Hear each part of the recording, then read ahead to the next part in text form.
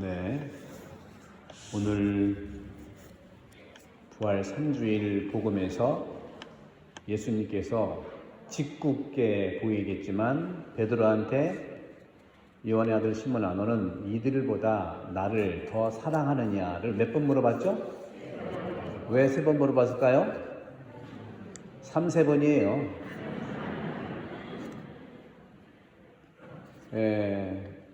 사람은요, 하느님께서 우리를 만드실 때 세 부분의 일치를 살도록 만드셨거든요. 첫 번째가 보이는 몸입니다. 육체죠, 육체. 보이는 몸. 두 번째는 안 보이긴 하지만 느낌이 있는 거예요.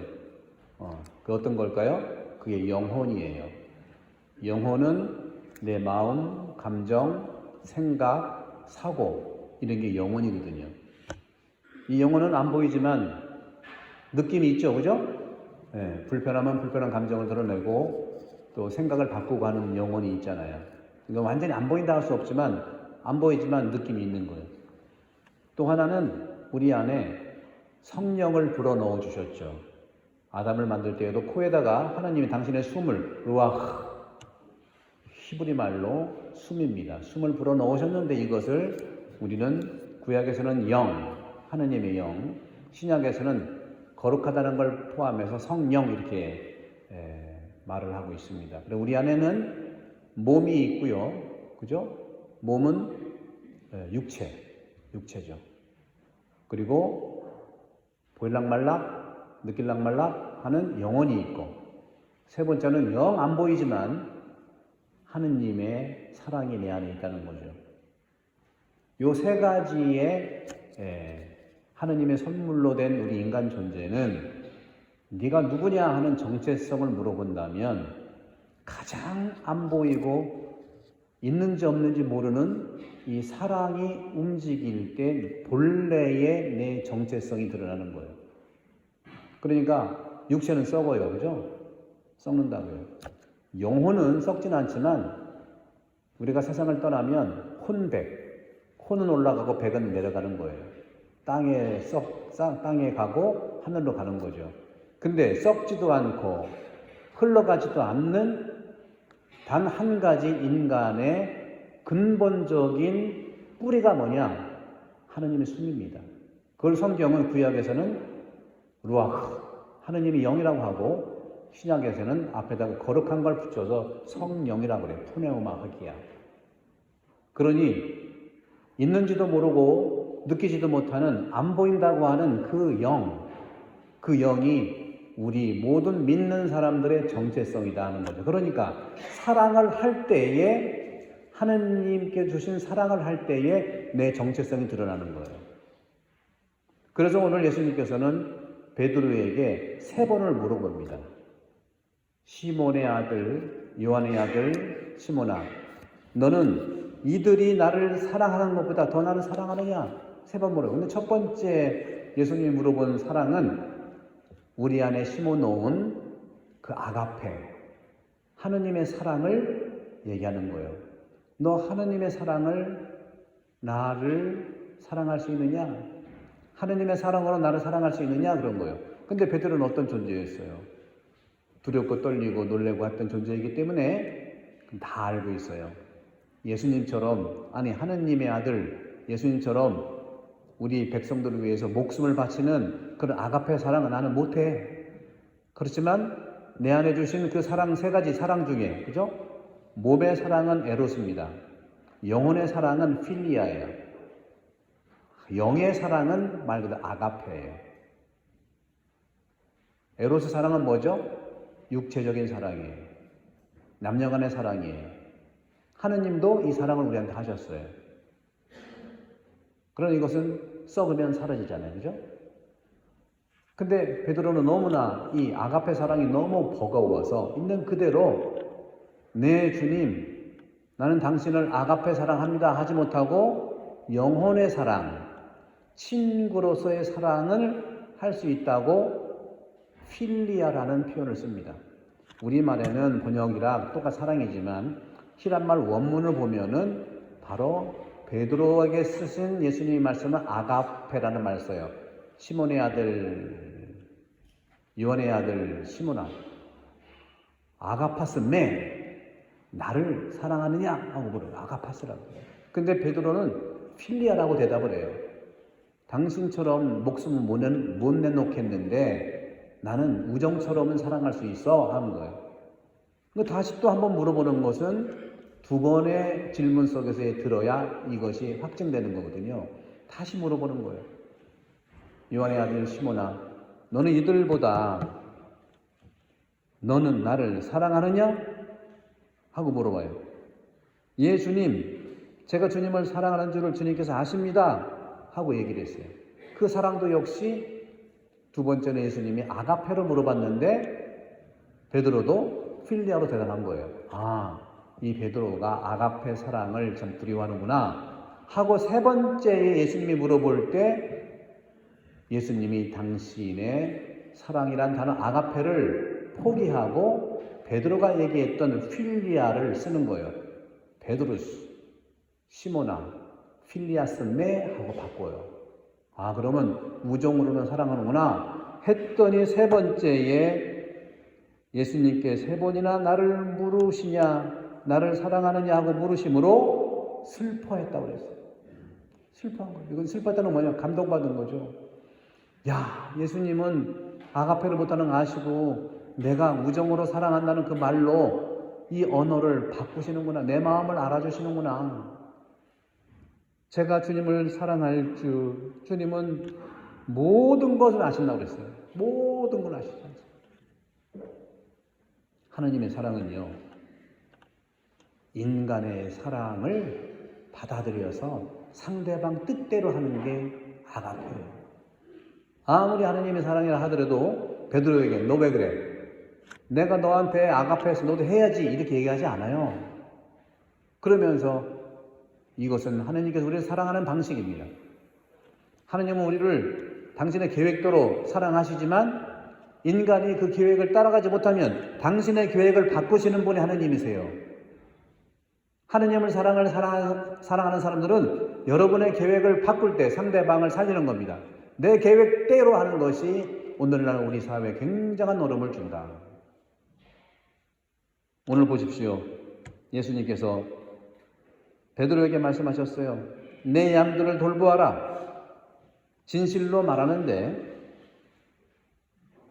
늙어서는 네가 두 팔을 벌리면 다른 사람들이 너에게 허리띠를 메어주고서 네가 원하지 않는 곳으로 데려갈 것이다. 이것이 예수님이 가톨릭의 그리스도의 수장이 되는 베드로 1대 교황한테 하는 지침이에요.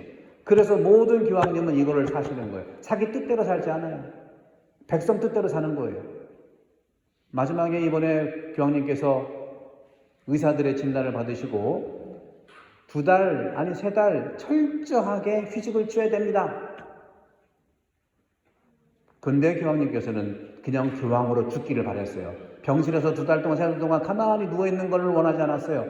교황님은 빨리 죽기를 원했어요. 어떻게? 교황님으로 돌아가시기를 바랬고 바로 예수님이 해놨던 것, 네가 원하지 않는 곳으로 데려갈 것이다. 이걸로 모든 교황님들은 그렇게 사신 거예요. 온 힘을 다해서. 병원에 2달, 3달 있으면 회복이 되지요. 그걸 말하지 않았어요. 백성들을 위해서 그것이 아가페의 사랑이라고 볼 수가 있겠죠. 내 중심이 아니라 하느님 중심으로 살아가는 그 사랑이라는 거죠. 이렇게 주님께서는 우리에게 사랑의 선물들을 가득히 내려주신 거죠. 근데 이 2가지에서 우리는 생각해 볼 필요가 있어요. 하느님이 우리한테 심어주신 이 아가페를 지향하고 살아갈 때 우리는 행복할 수 있고 모든 일에서 축복을 충만하게 받을 수 있어요. 그런데 철학자 중에 아리스토텔레스라는 사람이 있었는데 이 사람은 무엇을 얘기했는가? 사람은 자신만 진심으로 사랑할 수 있다고 얘기를 했어요. 정반대적이죠.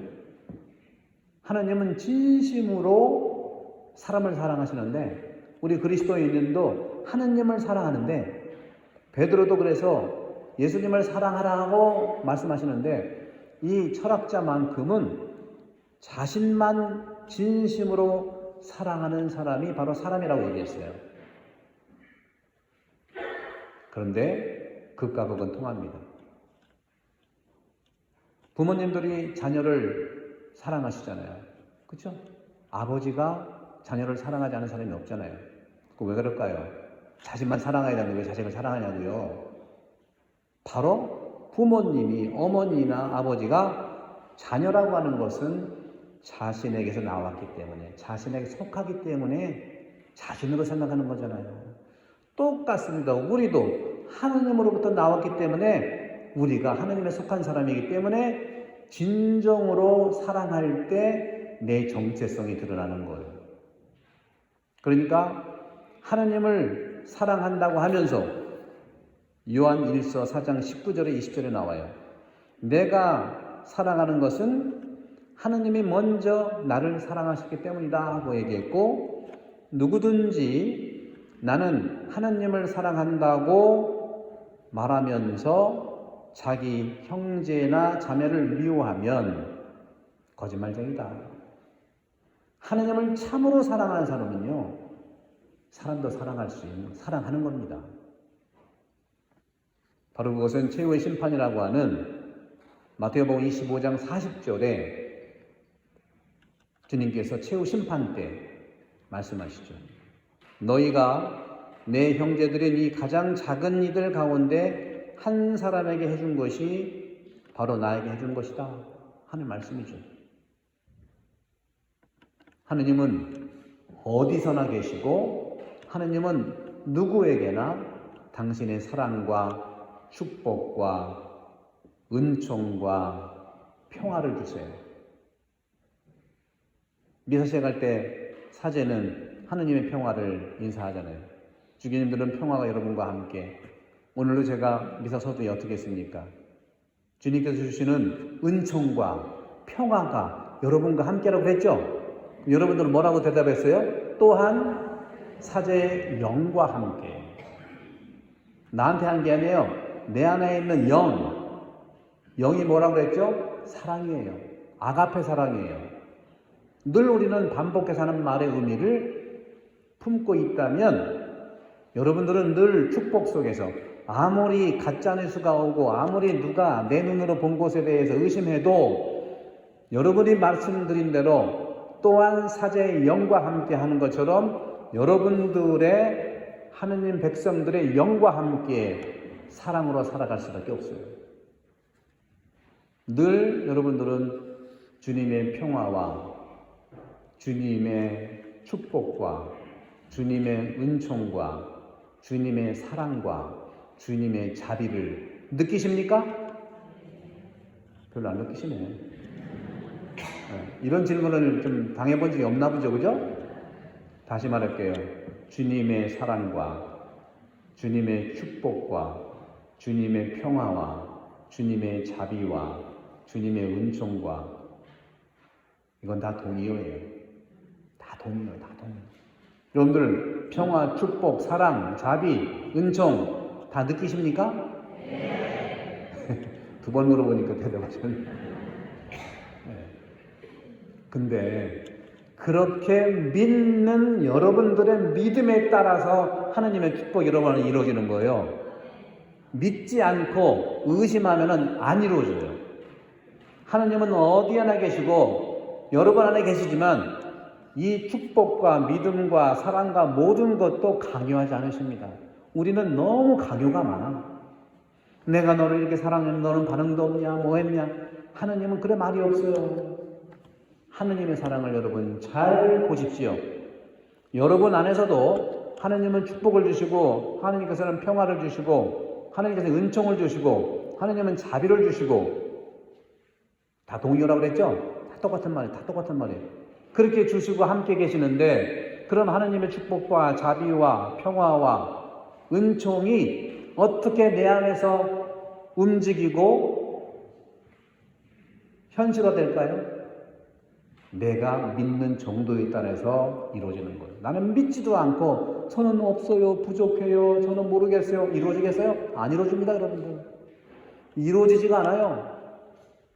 신앙은 긍정에서 오는 거다. 근데 이거 말고 참 조심해서 해야 돼요. 이것은 제가 제국주의적인 신학을 할까봐 좀 조심스러운데, 그러니까 이게 많이 아는 게 좀 병이긴 해요. 뭐냐면, 왜 그렇게 선교사들이라든가 우리 신앙 안에서 많은 우리 그 사제라든가 이런 설교가자들이 긍정하라 하는 이유는 사실은 뿌리가 예수님이 그렇게 말한 것도 아닌 부분이 있어요. 그런데 어떻게 왜 해석을 하냐면은 옛날 얘기인데 16세기부터 20세기까지 서구에서 남미, 북미 또 이쪽 그 아시아를 쳐들어올 때 항상 긍정해야만 이겼기 때문에 긍정을 강조한 거예요.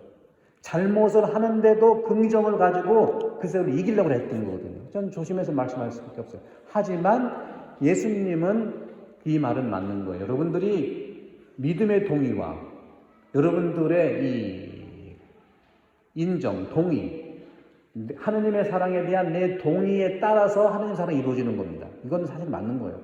근데 이것이 무조건 긍정하라 저는 말하고 싶잖아요. 이제는 여러분들이 동의하라는 거예요. 긍정 얘기하고 싶잖아요. 부정하라 부정하세요. 그러나 긍정함에 따라서 여러분들의 믿음의 정도에 따라서 축복은 여러분 안에 이루어진다 이겁니다. 아셨습니까? 이때 한번 아멘 한번 해봐야 되는데 아멘 해봅시다. 시작. 아멘. 이런 거예요. 사랑이라고 하는 것이 바로 이런 거죠. 그래서 하느님에 대한 사랑이 내 안에 있는 푸네오마 아가페의 사랑이 내 정체성에 속한다는 겁니다. 그래서 내 인격이 어떻게 성장하고 내가 어떻게 발전하느냐, 내 안에 있는 아가페 사랑이 그걸 가지고 이웃들과 내 앞에 있는 사람들과 옆에 있는 사람들과 즉 타자들과 접촉하면 할수록 내 인격은 축복을 받는 겁니다. 그래서 예수님께서 베드로에게 말씀을 하시는 거예요. 나를 사랑하느냐? 너는 나를 사랑하느냐? 오늘 이 시간에 우리에게도 베드로에게 질문한 것처럼 바오로야, 마리아야, 안나야, 요셉아, 너는 나를 사랑하느냐? 이렇게 특권을 주시면서 묻는 겁니다. 거기에 여러분들은 예, 당신을 사랑합니다 하는 그 사랑의 믿음과 고백에 따라서 나는 사랑의 정체성의 존재가 된다는 것이죠. 여러분들, 저까지 포함해서 우리는 주님을 사랑합니까? 네, 사랑합니다. 너는 나를 사랑하느냐? 네, 사랑합니다. 그럴 때 옆에 있는 이웃도 사랑할 수가 있어요. 사랑받은 사람이야말로 또 내가 사랑한다고 고백한 사람이야말로 백성을 사랑할 수 있다고 하는 그런 말씀을 주님께서 하고 계시니 우리는 사랑의 사람으로서 살아갈 수 있도록 기도하겠습니다.